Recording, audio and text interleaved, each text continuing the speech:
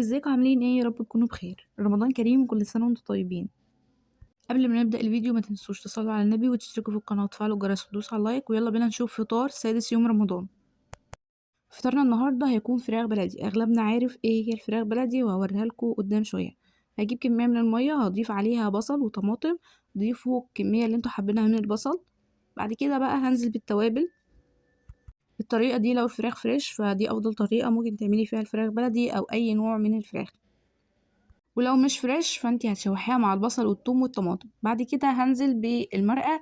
المرقة ديت هتساعد ان الشوربة يكون لها طعم شوية. بعد كده من نص معلقة من الكمون وربع معلقة من الفلفل الاسود، وبعد كده الملح معلقتين ونص. وهسيبهم يغلوا كويس جدا. وبعد ما يغلي هكون غاسلة الفراخ كويس قوي واتأكد ان مفيش فيها ريحة زفارة ولا اي حاجة، وهكتفها كده كويس من عند الرجل واضيفها في الشوربة. بعد ما اضيف الفراخ في الشوربة اول ما تبدأ تغلي معايا ههدي عليها النار عشان تستوي براحتها.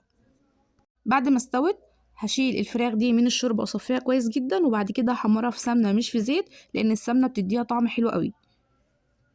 حمرتها وقسمناها بالشكل ده. استوت في 15 دقيقة بس، وكان طعمها حلو جدا وما كانش فيها اي عيب، وكمان الشوربة كانت طعمة قوي يعني. فلو جربتوا الفراخ جربوها بالطريقة دي هتعجبكم جدا. تعالوا بقى نعمل ملوخية مع بعض. هنجيب كده كمية من الشوربة على حسب بقى المقدار اللي انت عايزة تعمليه. احنا عملنا طبقين بس من الملوخية. هضيف للشوربة ملوخية مجمدة.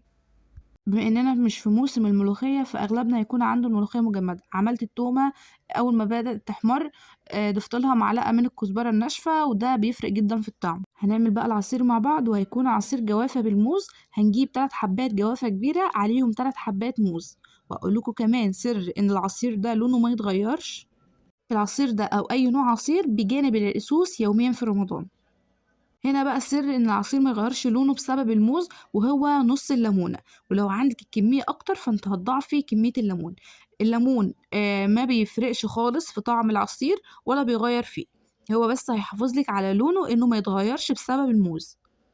هضيف 3 معالق من السكر للعصير.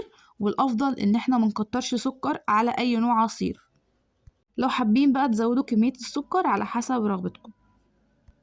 بعد كده بقى هضيف كمية المية اللي انا هخلط بيها الجوافة والموز. وبعد ما اخلطهم كويس جدا هصفي العصير حلو قوي. انا كنت هنا صفيته خلاص عشان البذر اللي موجود في الجوافة. وبكده يكون خلصت فطار سادس يوم رمضان. واستنوا بقى فطار سابع يوم رمضان بإذن الله. كل سنة وانتم طيبين ورمضان كريم علينا جميعا. كمان ان التصوير في ايام رمضان ده بياخد وقت كتير جدا، خصوصا ان اصلا الوقت بتاع بعد العصر ده بيبقى قصير قوي. فبحاول ان انا اصور لكم على قد ما اقدر وانزل فيديو يوم بيوم. كالعاده بقى الاذان بيأذن وانا لسه بصور. ليه انا بقول لكم احنا بنعمل كميه على القد اللي هو على قد الافراد اللي بتاكل، لان لو توفر لتاني يوم فالتاني يوم ده ما بيتاكلش فبيتركن فهيتعمل غيره. وبس ده فطار النهارده. ما تنسوش بقى الاشتراك والشير وكمان تفعلوا الجرس عشان يوصلوا كل الفيديوهات اللي انا بنزلها جديد. وما تنسوش تدوسوا على اللايك. ورمضان كريم وكل سنه وانتم طيبين، واشوفكم في فيديو جديد في رعايه الله.